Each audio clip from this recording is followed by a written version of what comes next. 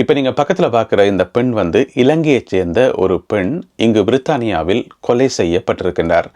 யார் இந்த பெண், எதற்காக இவர் கொலை செய்யப்பட்டார், இந்த சம்பவத்தில் வந்து என்னதான் நடந்தது என்பது சம்பந்தமாக விரிவாக விளக்கமாக இந்த காணொளியில் பார்க்க போகின்றோம். அத்துடன் இன்னும் ஒரு செய்தி ஒன்றும் இருக்கின்றது. ஒரு ஒலிம்பிக் போட்டி ஒன்று சமீபத்தில் நடைபெற்றிருக்கின்றது. பெரிய அளவில் உலகத்தில் யாராலும் கவனிக்கப்படவில்லை என்று சொல்லலாம். அந்த ஒலிம்பிக் போட்டியில் யாருக்கும் இடையில நடந்தது, என்ன நடந்தது, இது சம்பந்தமாகவும் இந்த காணொளியில் பார்க்க போகின்றோம். தமிழடியான் வேர்ல்டு யூடியூப் சேனலுக்கு உங்கள் அனைவரையும் வருகவென அன்புடன் வரவேற்கின்றேன். இது போன்ற உலகத்தில் நடக்கின்ற முக்கியமான நிகழ்வுகளின் தொகுப்பை, அன்றன்றாடம் நடக்கின்ற முக்கிய நிகழ்வுகளின் தொகுப்பை ஒவ்வொரு நாளும் தெரிந்து கொள்ள தமிழடியான் வேர்ல்டு யூடியூப் சேனலை சப்ஸ்கிரைப் பண்ணுங்கள். இந்த பெண் வந்து வேல்ஸினுடைய தலைநகர் கார்டிஃபில் வசித்து வந்த ஒரு பெண். 32 வயதுடைய இந்த பெண்ணினுடைய பேர் வந்து நிரோதா. இலங்கையைச் சேர்ந்த ஒரு சிங்கள பெண்.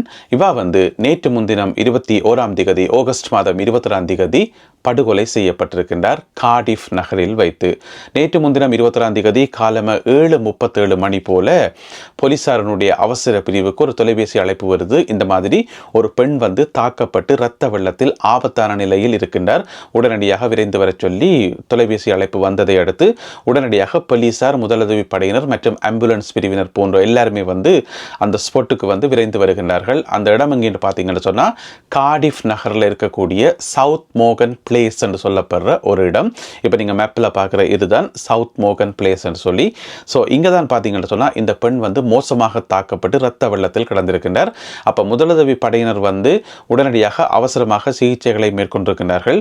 இருந்த போதிலும் கூட சிகிச்சை பலனில்லாமல் அந்த இடத்திலேயே, அந்த ஸ்பாட்லேயே வந்து பார்த்தீங்கன்னு சொன்னால் அந்த பெண் உயிரிழந்திருக்கின்றார். பலத்த காயங்களுக்கு உள்ளானதன் காரணமாக, ஏராளமான இரத்தம் வெளியேறியதன் காரணமாக அந்த பெண் உயிரிழந்ததாக பிறகு முதலுதவி படையினர் தெரிவித்திருக்கின்றார்கள். போலீசார் உடனடியாகவே இது சம்பந்தமான விசாரணைகளை ஆரம்பித்திருக்கின்றார்கள். இப்பொழுது 37 வயதுடைய நபர் ஒருவரை போலீசார் கைது செய்திருக்கின்றார்கள். இந்த சம்பவம் நடைபெற்ற இடத்திலிருந்து சிறிது தூரம் கழித்து இன்னும் ஒரு இடம் உண்டு, சீவால் ரோட் என்று சொல்லப்படுற இடம். ஒரு உங்களுக்கு தெரியும், கார்டிஃப் நகரத்தில் இருக்கக்கூடிய கடற்கரை பகுதியில் இருக்கக்கூடிய சீவால் ரோட் என்று சொல்லப்படுற ஒரு இடத்துல வச்சு ஒரு 37 வயதுடைய நபர் ஒருவரை சந்தேகத்தின் அடிப்படையில் கைது செய்கின்றார்கள். அந்த குறிப்பிட்ட நபரும் இலங்கையைச் சேர்ந்தவர் தான், அவரும் ஒரு சிங்களவர் தான். அவரைத்தான் இப்பொழுது சந்தேகத்தின் அடிப்படையில் கைது செய்திருக்கிறார்கள். அவருடைய பேர் பார்த்தீங்கன்னு சொன்னால் திசார வீரலாகே என்ற நபர் தான் இப்பொழுது கைது செய்யப்பட்டிருக்கிறார். சந்தேகத்தின் அடிப்படையில் இந்த 2 பேருக்கும் இடையிலான உறவு என்ன, எதற்காக இவர் இப்படியான ஒரு சம்பவத்தில் ஈடுபட்டார் என்பது சம்பந்தமாக போலீசார் விசாரணைகளை முன்னெடுத்து வருகின்றார்கள். இதற்கிடையில் கார்டிஃப் பகுதி போலீசார் பொதுமக்களுக்கு ஒரு வேண்டுகோள் விடுத்திருக்கிறார்கள் என்று சொன்னால், குறிப்பிட்ட அந்த ரோட்டில் வந்து, அதாவது சவுத் மோகன் ரோட்லையும் அதற்கு அண்டிய பகுதிகளில் இருக்கக்கூடிய ரோட்டுகளையும் வந்து நேற்று முன்தினம் 21ஆம் தேதி காலம 7:30 மணியிலிருந்து 8:30 மணி வரைக்கும் பயணம் செய்தவர்கள் அதை வந்து செக் பண்ணி பார்த்து யாராவது சந்தேகத்துக்கிடமான நபர்கள் அதிலிருந்து ஓடின மாதிரி, தப்பி ஓடின மாதிரி, இந்த மாதிரி காட்சிகள் ஏதாவது பதிவாகி இருக்குதா, ஏதாவது சின்ன பொருள் தடயங்கள் ஏதாவது சிக்கி இருக்கான்னு சொல்லி எல்லாருமே வந்து, அதில் பயணம் செய்த எல்லாருமே வந்து உங்களுடைய டேஷ் கேமரா செக் பண்ணி பாருங்க.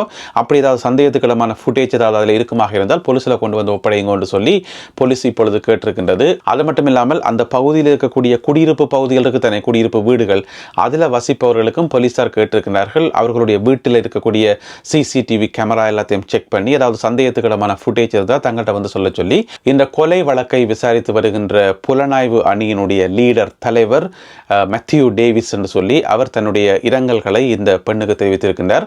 அது மட்டும் இல்லாமல் அவரும் அவருடைய அணியும் வந்து தீவிரமான தேடுதல் நடவடிக்கையில் ஈடுபட்டிருக்கின்றார்கள். அதாவது இந்த துப்பு துலக்குகின்ற பணியில் ஈடுபட்டிருக்கிறார்கள்.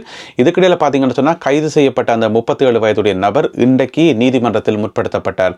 இன்று சனிக்கிழமை கார்டிஃப் மேஜிஸ்ட்ரேட் கோர்ட்டில் வந்து முற்படுத்தப்பட்டார். எனவே நீதிமன்றத்திலிருந்து மேலதிக தகவல்கள் இந்த காணொளி ஒளிப்பதிவு செய்யப்படும் வரை வெளியாகவில்லை, நீதிமன்றத்தில் வந்து என்ன நடந்தது என்பது சம்பந்தமாக. எனவே இது தொடர்பாக தொடர்ச்சியான விசாரணைகள் முன்னெடுக்கப்பட்டு வருகின்றன. இந்த வாரம் இந்த உலகத்தில் ஒரு ஒலிம்பிக் போட்டி ஒன்று நடைபெற்றது. ஒலிம்பிக் போட்டியா, அதனை யாருக்குமே சொல்லாமல் ரகசியமாகவா நடக்கும்? ஒலிம்பிக் போட்டி நடக்க போகுதுன்னு சொன்னால் ஒரு 2-3 வருஷத்துக்கு முதலே அந்த பரபரப்பு ஆரம்பிச்சிடும். எந்த நாட்டில் ஒலிம்பிக் போட்டி நடக்க போகுது, என்ன நடக்க போகுதுன்னு சொல்லி உலகம் முழுக்க தெரிய வரும். யாருக்குமே தெரியாமல் எப்படி ஒலிம்பிக் போட்டி நடக்கும் என்று சொல்லி நீங்கள் கேட்டீங்கன்னு சொன்னால், எஸ், ஒலிம்பிக் போட்டி நடந்தது தான். ஆனால் இந்த ஒலிம்பிக் போட்டியில் பங்கு பற்றின ஆட்கள் வந்து சாதாரண மனிதர்கள் கிடையாது. இது மனிதர்களுக்கு இடையில் நடத்தப்படுற ஒலிம்பிக் போட்டி கிடையாது. வழக்கமாக நடக்கிற அந்த ஒலிம்பிக் போட்டி கிடையாது. இது வந்து ரோபோக்களுக்கு இடையிலான ஒலிம்பிக் போட்டி. அப்படின்னு சொன்னால் இந்த ரோபோக்களை வச்சு ஒலிம்பிக் போட்டி நடத்துறதாக இருந்தால் அது கட்டாயம் சைனாவாக தான் இருக்கணும் என்று சொல்லி நீங்கள் ஊகிப்பீங்கள். நீங்கள் ஊகிச்சது சரிதான், அது சைனாவே தான். சைனாவினுடைய தலைநகர் பீஜிங்கில் வந்து இந்த வாரம் ஒலிம்பிக் போட்டி நடந்தது ரோபோக்களுக்கு இடையில். எப்படி என்று சொன்னால் கிட்டத்தட்ட 16 நாடுகளைச் சேர்ந்த ரோபோக்கள் 280 அணிகளாக பிரிஞ்சு பல்வேறு போட்டிகள், சாதாரணமாக ஒலிம்பிக் போட்டிகளில் வந்து என்னென்ன போட்டிகள் எல்லாம் இருக்குமோ அவ்வளோ போட்டிகளும் நடத்தப்பட்டது. அதாவது வந்து ரேஸ், ஓட்ட போட்டி, உயரம் பாய்கிறது, நீளம் பாய்கிறது, தட்டறிகிறது, குண்டறிகிறது என்று சொல்லி ஒலிம்பிக் போட்டியில் என்னென்ன அத்லெட்டிக்ஸ் போட்டிஸ் எல்லாம் இருக்குமோ அது எல்லாமே நடைபெற்றது ரோபோக்களுக்கு இடையில். அதில் வந்து ஓட்ட போட்டியில் வந்து எல்லாரும் வேகமாக ஓடினதும் விழுந்தொழும்பினதும் இந்த மாதிரி நிறைய காட்சிகளை பார்க்கக்கூடிய மாதிரி இருந்தது. இது சம்பந்தமாக நிறைய வீடியோக்கள் எல்லாம் வெளியாகி இருக்குது. அது ஒரு பக்கம் நடக்கத்தக்கனையாக இங்கே பார்த்தீங்கன்னு சொன்னால் இந்த பாக்ஸிங், மற்றது வந்து ரெஸ்லிங் என்று சொல்லப்படுற போட்டிகள் இது எல்லாமே வந்து நடந்தது. அது மட்டும் இல்லாமல் ஃபுட்பால் நடந்தது. 5 பேர், இங்கால ஒரு 5 பேர் கொண்ட ஒரு டீம், அங்கால ஒரு 5 பேர் கொண்ட டீம், இவர்கள் விளையாடிய ஃபுட்பால் உதைபந்தாட்ட போட்டி, பிறகு கரப்பந்தாட்ட போட்டி, பிறகு வந்து வலைப்பந்தாட்டம் என்று சொல்லி என்னென்ன போட்டிகள் எல்லாம் இருக்குமோ அவ்வளோ போட்டிகளும் நடந்தது 3 நாட்களாக. அதாவது ஆகஸ்ட் மாதம் 15ஆம் தேதியிலிருந்து 17ஆம் தேதி வரைக்கும் 15, 16, 17 இந்த 3 நாட்களும் வந்து ஒலிம்பிக் போட்டி நடைபெற்றது சீனாவினுடைய தலைநகர் பீஜிங்கில். வந்து இதில் வந்து பங்கு பெற்றியவர்கள் முழுக்க ரோபோக்கள். இதில் ஆச்சரியமான விஷயம் என்னென்னு சொன்னால் இந்த ஒலிம்பிக் போட்டியில் பங்கு பெற்றிய ரோபோக்கள் வந்து சாதாரண ஒலிம்பிக் போட்டியில் மனிதர்கள் பங்கு பெற்றியக்குள்ள எப்படியான ஒரு உற்சாகத்தோட கலந்து கொள்வார்களோ அதே போலவே கலந்து கொண்டார்களாம். அதே போலவே போட்டிகளில் ஈடுபட்டார்களாம் என்று சொல்றது சரியோ தெரியல. ஏன்னு சொன்னால் அது வந்து உயர்திணை. நாங்கள் வந்து கதைக்கிறது ரோபோக்களை பற்றி. எனவே ரோபோக்களையும் கொஞ்சம் மரியாதையாகவே கதைப்போம், ஈடுபட்டார்களாம் என்றே சொல்லுவோம், சரிதானே? அப்போ வந்து இந்த போட்டி வந்து அவ்வளோ விறுவிறுப்பாகவும் உற்சாகமாகவும் நடந்ததாம். என்ன பிரச்சனைன்னு சொன்னால் இப்போ மனிதர்கள் பங்கு பெற்ற போட்டியில் வந்து ஒரு ஆள் வந்து ஓட்ட போட்டியில் ஓடி வின் பண்ணினா அவை வந்து துள்ளி குதிப்பினம், சந்தோஷப்படுவினம், சில பேர் கண்ணீர் விட்டு அழுவினம், எக்ஸ்பிரஷனை காட்டுவினம் தானே, ஏதோ ஒரு உணர்ச்சியை காட்டுவினம் தானே.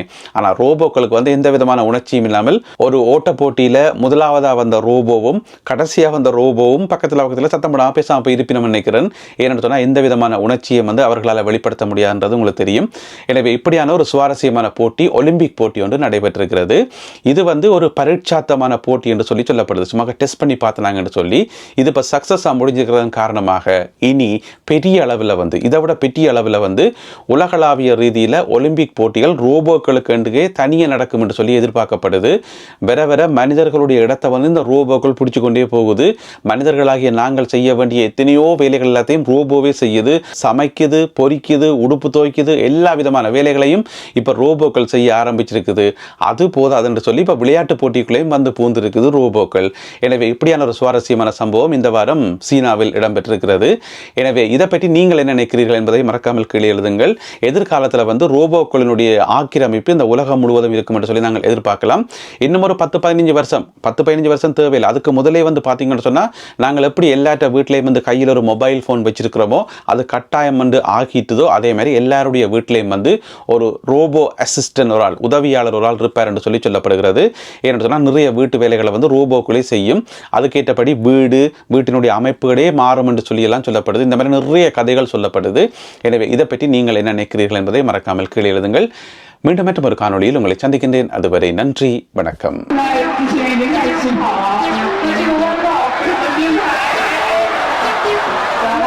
选手，他跑到4道跑，4号才回到。